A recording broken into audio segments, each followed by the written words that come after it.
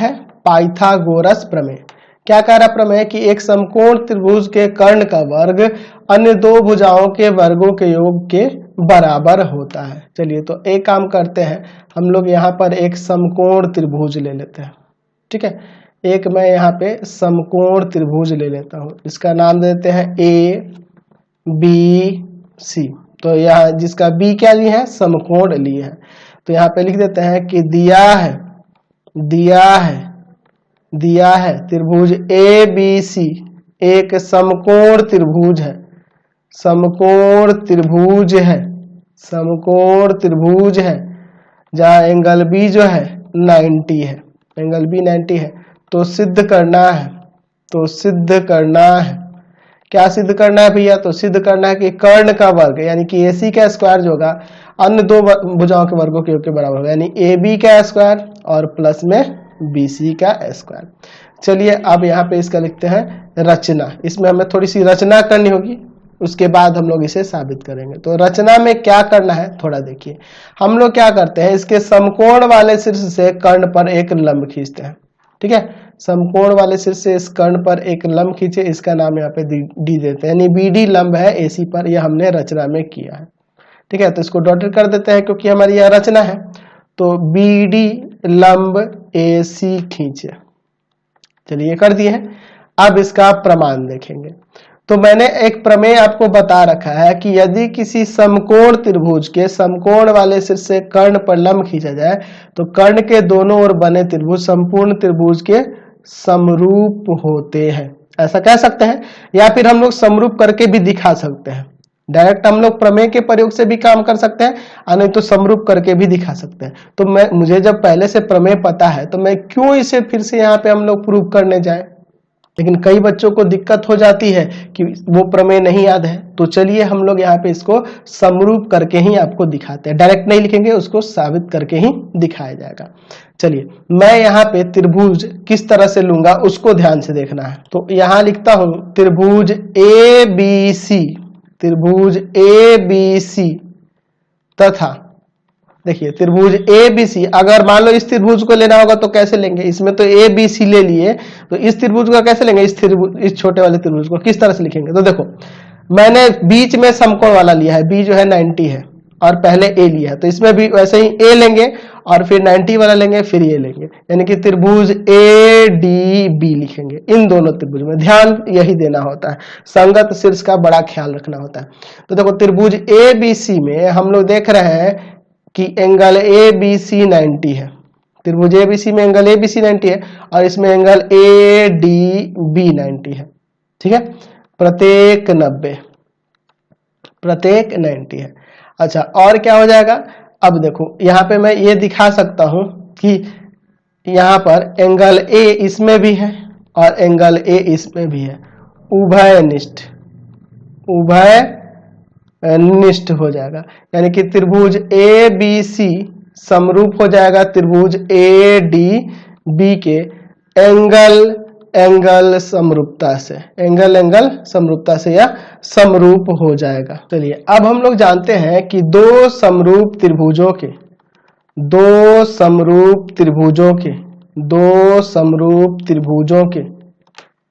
संगत भुजाओं का अनुपात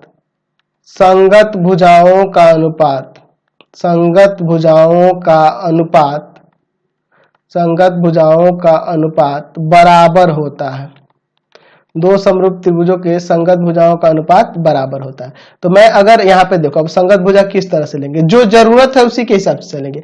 हमें यहाँ BD से कोई मतलब नहीं है, ठीक है, DB या BDC से कोई मतलब नहीं, हमें इन्हीं तीनों भुजाओं से मतलब है, AB से, BC से, AD से, CD से, यानी यही वाले से ना हमें मतलब है। इसी में ना दिखाना है कि इसका स्क्वायर जो होगा इसके स्क्वायर प्लस इसके स्क्वायर बराबर होगा, तो उसी के अकॉर्डिंग चलेंगे, इस वाले को छोड़ेंगे। तो त्रिभुज ABC में अगर मैं यहाँ पे AB लेता हूं, ठीक है, ध्यान से देखना, अगर मैं यहाँ पे AB लेता हूं, ठीक, तो इसके संगत भुजा इसमें AD हो जाएगा। ध्यान से देखो फिगर में, अच्छा अगर फिगर में भी देख सकते हो और यहाँ भी देख सकते हो, सबसे अच्छा यही रहता है, AB संगत है AD के। अच्छा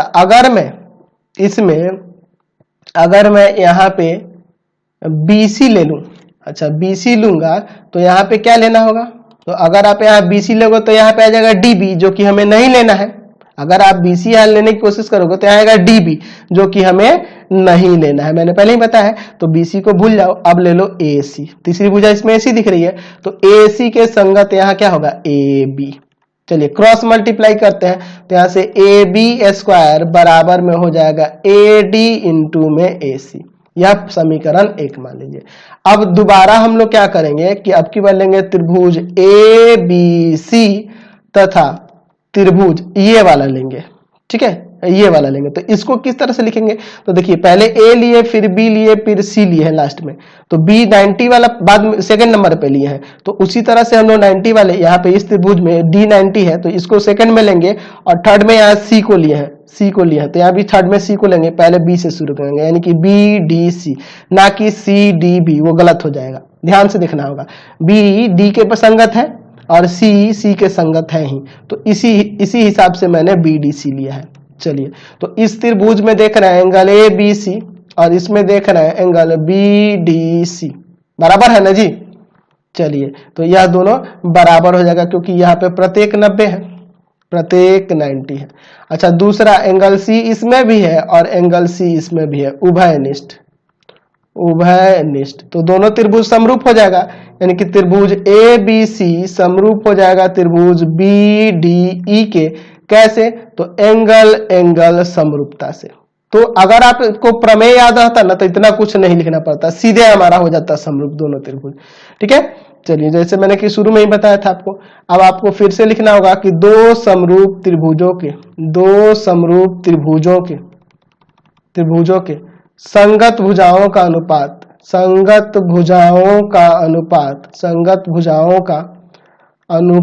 बराबर होता है। दो समरूप त्रिभुजों के संगत भुजाओं का अनुपात बराबर होता है। अब चलो, यहाँ पे अगर मैं इस त्रिभुज ABC में अगर मैं BC लेता हूं, ठीक है, अगर मैं इसमें BC ले लेता हूं, तो BC के संगत यहाँ पे DC आ जाएगा। चलिए, अच्छा, अगर मैं इस त्रिभुज में अगर मैं यहाँ पे AB लेता तो यहाँ BD आएगा, जो कि नहीं लेना है। अगर मैं AB लूंगा इसमें तो यहाँ BD आएगा, जिसको नहीं लेना है, मैंने पहले ही बताया है आपको। तो अब तीसरा भुजा इसमें क्या बचा, AC बचा। तो AC को अगर लोगे, यहाँ देखो AC लोगे तो यहाँ पे क्या आएगा, BC। चलिए, क्रॉस मल्टीप्लाई करते हैं, तो यहाँ पे हो जाएगा आपका BC स्क्वायर बराबर में DC गुना में AC। यह समीकरण 2 हो गया, ठीक है। चलिए, तो समीकरण A में आ गया है AB स्क्वायर, यहाँ आया BC स्क्वायर, तो दोनों को लेते हैं। अब लिखेंगे यहाँ पे समीकरण 1 तथा 2 को जोड़ने पर, दोनों को जोड़ लेते हैं, क्योंकि जोड़ना है ना जी AB स्क्वायर और BC स्क्वायर। तो हो जाएगा AB square plus BC square बराबर में AD गुना AC और प्लस DC गुना AC, यही ना हो जाएगा। चलिए, आगे इसको सॉल्व करते हैं। तो इन दोनों में AC कॉमन है, AC कॉमन करोगे तो यहाँ बचेगा AD और यहाँ बचेगा DC। यहाँ पे है आपका AB square plus BC square. देखो, यहाँ AB स्क्वायर प्लस में BC स्क्वायर बराबर AC गुना में, देखो यह AD और DC मिलके AC हो जाएगा, तो यह AC इंटू AC स्क्वायर नहीं हो जाएगा। चलिए, तो हमने यहाँ दिखा दिया ना कि कर्ण का स्क्वायर जो होता है लंब के स्क्वायर प्लस आधार के स्क्वायर के योग के बराबर होता है, यहाँ से हमने दिखा दिया, ठीक है। किसी समकोण त्रिभुज में कर्ण का स्क्वायर जो होता है अन्य दो भुजाओं के वर्गों के योग के बराबर होता है। तो इस प्रमेय को आपको याद रखना होगा, बहुत ही इंपॉर्टेंट प्रमेय है। इसे हम लोग पाइथागोरस प्रमेय के नाम से जानते हैं और इसी पे आप लोग एक्सरसाइज बनाने वाले हैं। चलिए, अगला प्रमेय देखते हैं। प्रमेय संख्या 9 है, पाइथागोरस प्रमेय का विलोम है। पाइथागोरस जो थ्योरम था उसी का यह इनवर्स है, प्रतिलोम है।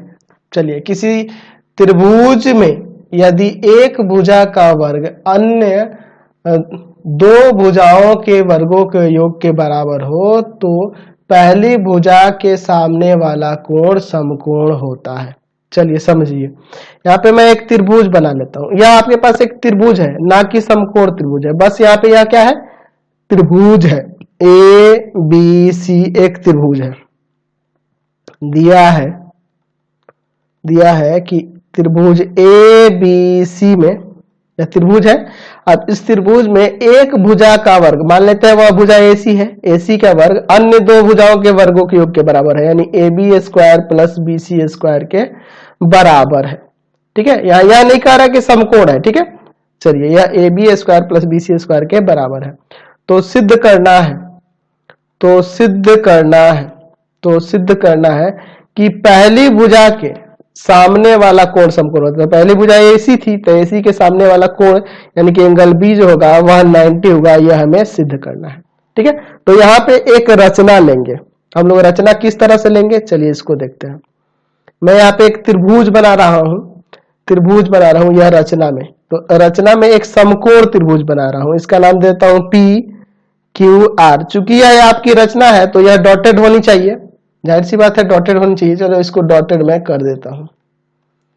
ठीक है, इसको डॉटेड कर देता हूं। यह हमारी रचना है, तो यहाँ पे लिखना होगा रचना हम लोग किस तरह से लिए हैं समझिए। यहाँ पे त्रिभुज PQR बनाए, जहां इसमें क्या क्या कंडीशन है, तो AB बराबर है PQ के और BC बराबर है QR के। इस तरह से बनाए हैं कि AB जो है PQ के बराबर है और BC जो है QR के बराबर है, और एंगल Q जो है हम लोग 90 लिए हैं। ठीक है, समकोण त्रिभुज बनाए हैं। चलिए अब इसका प्रमाण देखते हैं। ठीक है, चलिए यहां देखिए हमारे पास त्रिभुज ABC में दिया हुआ है कि AC का स्क्वायर जो है ना AB का स्क्वायर प्लस BC के स्क्वायर के बराबर है, यह दिया हुआ है। इसको समीकरण 1 मान लो। अच्छा, त्रिभुज PQR में चलो, जो रचना से आया है, चूंकि एंगल Q आपका 90 है, तो 90 के सामने वाली भुजा का वर्ग यानी कि PR का जो वर्ग होगा बाकी अन्य दो भुजाओं के वर्गों के योग के बराबर होगा, यानी PQ प्लस QR के वर्गों के योग के बराबर होगा ना जी। चलिए कैसे, तो ये लिख सकते हैं पाइथागोरस प्रमेय से। क्यों, क्योंकि एक कोण 90 है, तो ये चीज हमें पता है। चलिए अब मैं यहाँ पर क्या करता हूं, यहाँ पे PQ जो है हमारे रचना में किसके बराबर है, AB के। तो यहाँ पर मैं AB स्क्वायर लिख देता हूं और QR के जगह पे क्या लिख देता हूं, BC स्क्वायर लिख देता हूं। यह कैसे हुआ, तो चूंकि आपके पास रचना से ज्ञात हो रहा है कि हमारे पास AB जो है ना PQ के बराबर है और BC जो है ना वह QR के बराबर है, इसलिए ऐसा कर रहे हैं। चलिए इसको समीकरण 2 ले लेते हैं। तो समीकरण 1 तथा 2 से, समीकरण 1 तथा 2 से क्या हो जाएगा, तो यह देखो AB स्क्वायर BC स्क्वायर यहाँ भी है, प्लस में यहाँ भी देखो, ये दोनों सेम ही है ना जी, तो ये दोनों इक्वल हो जाएंगे, यानी कि AC का स्क्वायर बराबर में PR का स्क्वायर। तो स्क्वायर से स्क्वायर हटा देंगे, यानी कि यहां से आपका आ जाएगा AC बराबर में PR, AC PR के बराबर हो गया। ठीक है, चलिए अब इन दोनों त्रिभुजों को सर्वांग सम करते हैं। किसको किसको, तो त्रिभुज ABC तथा त्रिभुज PQR को सर्वांग सम करना है। तो सर्वांग सम क्यों कर रहे हैं, क्योंकि सर्वांग सम हो जाएगा तो संगत कोण बराबर हो जाएंगे। चलिए तो यहाँ पे मैं ले लेता हूं AB बराबर में PQ, BC बराबर में QR। तो यह दोनों तो रचना ही है ना जी, दोनों रचना से ही बराबर हो गया। अच्छा, और AC बराबर PR अभी हम लोग साबित किए हैं, साबित कर चुके हैं ऊपर। ठीक है, चलिए तो यहां से दोनों त्रिभुज सर्वांगसम हो जाएगा ना, भुजाएं बराबर हो गई तो तीनों भुजाएं बराबर हो गई तो सर्वांगसम होता है। कैसे सर्वांगसम होगा, तो भुजा भुजा भुजा सर्वांग समता से, सर्वांग समता से सर्वांगसम हो गया। जब सर्वांगसम हो गया तो आपको पता है कि CPCT से एंगल B जो होगा एंगल Q के बराबर है। कैसे, CPCT है ना, corresponding part of congruent triangle, सर्वांगसम त्रिभुज की संगत भाग। चलिए यानी कि एंगल B भी आपका 90 हो गया, एंगल Q 90 है ना जी, तो इसलिए एंगल B भी आपका 90 हो गया।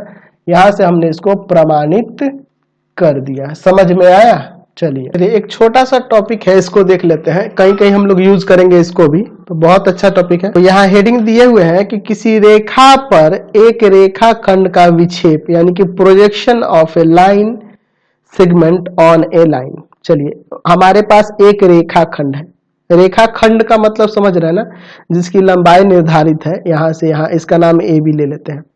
ठीक है, और एक रेखा इधर नीचे खींच लेते हैं, एक रेखा खींच लेते हैं। ठीक है, यह आपकी एक रेखा है, इसका नाम PQ ले लेते हैं। यह अनंत रूप से बढ़ते जाती है, इसकी लंबाई निश्चित नहीं रहती है, ये आपको पता है, और रेखाखंड की लंबाई निश्चित रहती है। तो वही ऊपर हेडिंग ये है कि किसी रेखा पर रेखाखंड का विक्षेप क्या कहलाता है, प्रोजेक्शन क्या कहलाता है। अब देखिए, यह रेखाखंड के दोनों शीर्षों से हम लोग क्या करेंगे कि इस पर एक लंब खींचेंगे, एक लंब खींचेंगे, यहां से इस पे और यहां से यहां पे हम लोग लंब खींचेंगे, और यही लंब जो खींचे हैं और यहां से यहां तक जो आपकी रेखा प्राप्त हो रही है, मान लो इसका नाम MN, यहां से हम लोग लंब खींचे हैं और यहाँ B से भी इस पे लंब खींचे हैं, तो यहाँ M और N नहीं है, तो यह MN ही जो है ना, MN रेखा AB का, रेखाखंड AB का, रेखाखंड AB का, MN जो है रेखाखंड AB का, सॉरी थोड़ा क्लीन लिख देता हूं इसको, MN जो है रेखाखंड AB का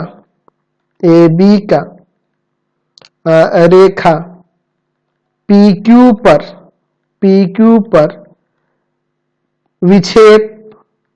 विक्षेप कहलाता है, विक्षेप कहलाता है। ये आपको याद रखना होगा। एक्चुअल में इसका कोई यूज आपके एक्सरसाइज में नहीं है, लेकिन अभी कभी किसी दूसरे बुक से बनाओगे ना, जब आप RD शर्मा से बनाओगे, KC सिन्हा से भी बनाओगे, तो आप में ये यूज हो सकता है, तो इसलिए आपको ध्यान रखना होगा। तो यही दो प्रमेय हैं, इन्हीं से यूज से आगे हम लोग बनाने वाले क्वेश्चन। इस वीडियो को यहीं पे एंड करते हैं, और प्लीज आप लोग कमेंट करके जरूर बताया करो कि हमारे चैनल के वीडियो आपको कैसे लगता है, और इससे रिलेटेड कोई भी वीडियो देखना होगा, चाहे आप NCERT से देखना चाहते हो, चाहे भारती भवन, चाहे KC सिन्हा, किसी से भी देखना चाहते हो, आप सीधे डिस्क्रिप्शन में जाना, मैंने पूरे बुक का लिंक डिस्क्रिप्शन में दिया है। Thanks for watching the video, और प्लीज कॉमेंट करके जरूर बताना आपको हमारे चैनल के वीडियो कैसे लगते हैं।